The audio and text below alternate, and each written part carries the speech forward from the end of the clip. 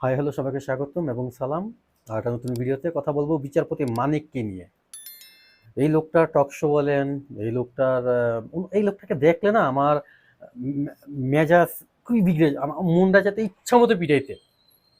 Trust me, এই লোকটার কথা শুনলে, টক শো দেখলে আমার কি যে মন চাইতো অনেক আগে থেকে, কিন্তু তারপরে তো আবার রিসেন্ট সরকার লাস্ট যে কদিন ক্ষমতায় ছিলেন ওই কদিন উনি যেই কয়টা টক শো করছে, ওনার মেজাজ, ওনার বিহেভিয়ার, ওনার কথাবার্তা কোনো কিছু আগের থেকে তো আসলে লাইন নাই। উনি কাউকে মানুষই মনে করেন না। উনি আহ, শহীদ জিয়াকে নিয়ে, প্রেসিডেন্ট শহীদ জিয়াকে নিয়ে বাজে মন্তব্য করছেন।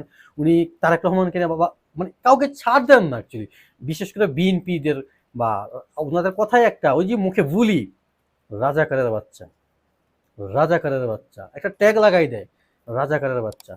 উনাদের মতের বিরুদ্ধে গেলেই আপনি রাজাকারের বাচ্চা। তো এই ব্যাপারটা নিয়ে খুবই বিরক্ত ছিলাম এই লোকটার প্রতি। আর ট্রাস্ট মি, আমি এতটাই বিরক্ত ছিলাম, আমার কাছে তখন মনে হয়েছিল যে আমি যদি এই লোকটাকে সামনাসামনি পাইতাম, কষে দুইটা থাপ্পড় মারতাম। উনি আমার দাদার বয়সে হয়তো বা, আমি ওইটা চিন্তা করতাম না, এতটাই বিরক্ত ছিলাম। আমি ওনাকে সহ্যই করতে পারতাম না। কিন্তু খুব সুন উনি ইন্ডিয়া বর্ডার ক্রস করতে যায় ধরা খাইছে, ইন্ডিয়া অলরেডি চলে গেছিল, ওইখানে ওনাকে আটকানো হয়েছে। ইভেন ওনার কাছ থেকে 60 থেকে 70 লাখ টাকা ইন্ডিয়ান দুটা নাগরিক নিয়ে চলে গেছে, ওনার phone tone, debit card, credit card, তারপর কূটনীতিক পাসপোর্ট, লাল পাসপোর্ট সব নিয়ে চলে গেছে। এই মানিক দেলোয়ার হোসেন সাদিকে ফাঁসি দিছে। এই মানিক আর অনেক অন্যায় অত্যাচার, ইভেন এই মানিককে রাস্তায় এক ট্রাফিক সেলুট দেয় নাই বলে তাকে কান্দরে উঠবস করাইছে। ক্ষমতা আজকে এই মানিক কোথায়? ওনার গোপন অঙ্গেল যেমন অথবা ছিঁড়ে গেছে, ওনার একটা জরুরি এই কিছুদিন আগে যে গ্রেফতার করলো, ওনাকে চিকিৎসা দেওয়া হয়েছে, ওনাকে ডিম মারা হয়েছে, ওনাকে মারা হয়েছে, ওনার কি একটা বাজে একটা অবস্থা, দাড়ি দুড়ি। হ্যাঁ, উনি ওনাকে যখন ধরছে উনি বলতেছে আমি অসুস্থ, তখন বলতেছে আপনি যখন টকশোতে এরকম করছেন, একটা মেয়েকে আপনার রাজাকারের বাচ্চা বলছেন, তখন অসুস্থ ছিলেন না? এক ওনাকে হাত বাইদা একজন বিচারপতি কিন্তু ছিল উনি,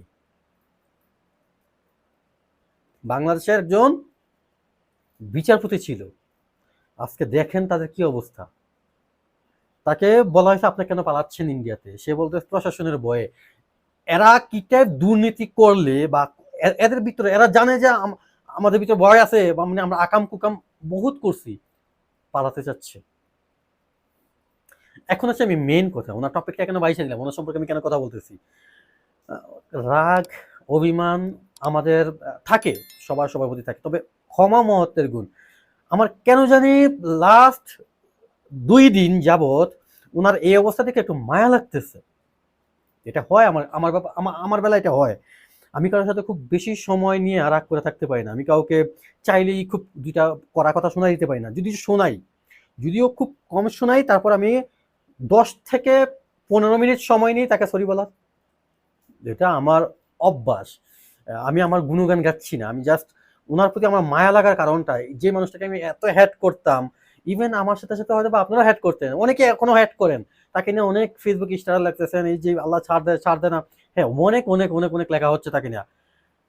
কিন্তু তারপরেও না, লোকটা যখন কাঠ করে দাঁড়াইছে, তাকে যখন ডিম মারা হয়েছে, তার গোপন জায়গায় আঘাত করার পরে অনেক ব্লাড গেছে, সবকিছু মিলে না আমি একটু মায়া কাজ করতেছে তার প্রতি। আমি এই লোকটার দীর্ঘায়ু কামনা করি, বিকজ আমি চাই উনি স্বাধীন দেশে একটু কটা দিন বাইচা থাকুক।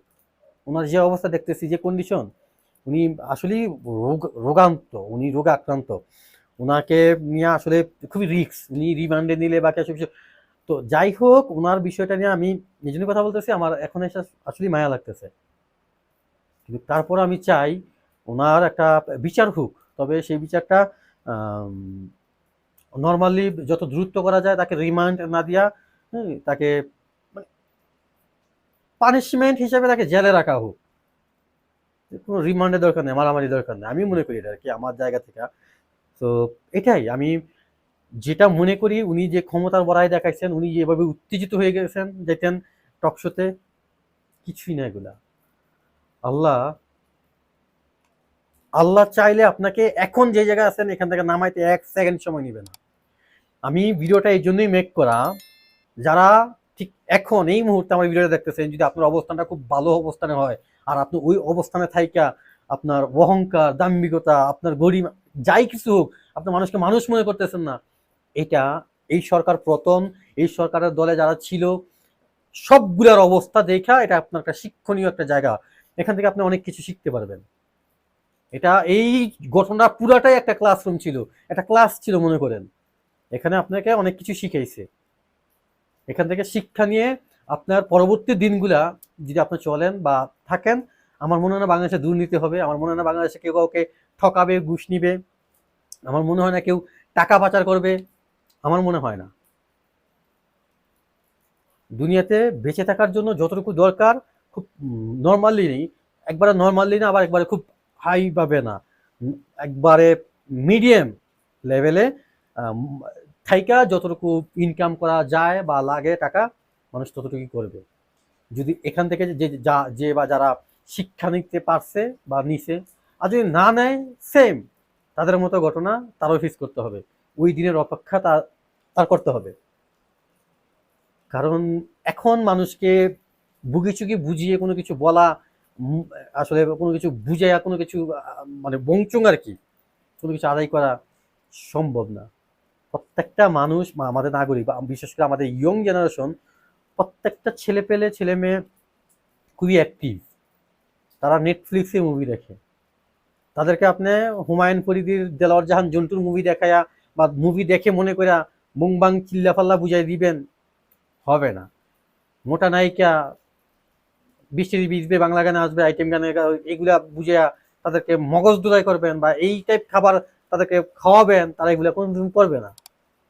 তারা নেটফ্লিক্সে, ফ্লিক্সে, অ্যামাজন প্রাইম, অনেক জায়গায় এখন তারা মুভি দেখে।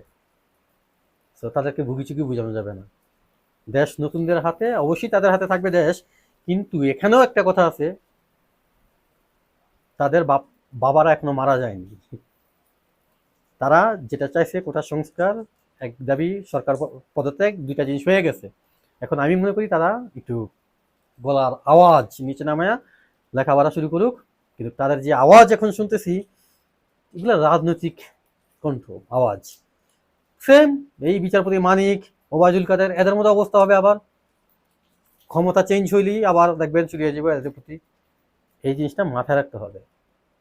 জীবনে টাকাই আসলে মূল কিছু না, আত্মসম্মান বোধ, নিজের সম্মানটুকু দুইরা নিজেকে ভালো রাখা, নিজেকে সবার সাথে, আপনি যে সমাজটাতে বসবাস করেন, যে সমাজটা নিয়ে আসছেন, তাদের সাথে নিজে ভালো থাকা, এটাই মুখ্য বিষয়। আপনাকে সামনে সবাই ভালো বলতেছে, পিছনে গালি দিতেছে, এটা কিন্তু আপনি জানতেছেন, বুঝতেছেন, তাও আপনি দুর্নীতি বা আপনি খারাপ কাজগুলো করতেছেন। ভাই ম্যান, কেন? কথা বাড়াবো না। বিচারপতি মানিকের প্রতি আমার যে ক্ষোভ ছিল, জিত ছিল, ঘৃণা ছিল, আমার ঘৃণাটা কমেনি, বাট আমি তাকে ক্ষমা করে দিছি। আমি আমার ক্ষমাতে যে আহামরি কিছু হয়ে যাবে কারো, এটা আমি বলতেছি না, বাট আমি জাস্ট আমার জায়গা থেকে এটা বললাম, আমি তাকে ক্ষমা করে দিছি। ওনার বিচার আল্লাহ করে দিছে অলরেডি, আরো করবে হয়তো বা। ক্ষমা করতে শিখুন, নিজেও ক্ষমা পাবেন অনেক জায়গা থেকে। আল্লাহ তালা ক্ষমা মুহূর্তের গুণ, এটা তো বলাই আছে, তাই না? সো ভিডিওটা ভালো লাগলে সবাই লাইক করতে পারেন, শেয়ার করতে পারেন। এই ভিডিও সম্পর্কিত কোনো কিছু বলার থাকলে অবশ্যই কমেন্ট বক্সে কমেন্ট করতে পারেন। আমি প্রত্যেকটা কমেন্টস পড়ি এবং রিপ্লাই দিই। আর হ্যাঁ, আপনি যদি আমার চ্যানেলে নতুন হয়ে থাকেন, চ্যানেলটা সাবস্ক্রাইব করতে পারেন। এটা হবে কি পরবর্তী আরেকটা ভিডিওতে আপনি আমাকে দেখতেও পাবেন, আবার শুনতেও পাবেন। তো সে পর্যন্ত টাটা, আল্লাহ হাফেজ।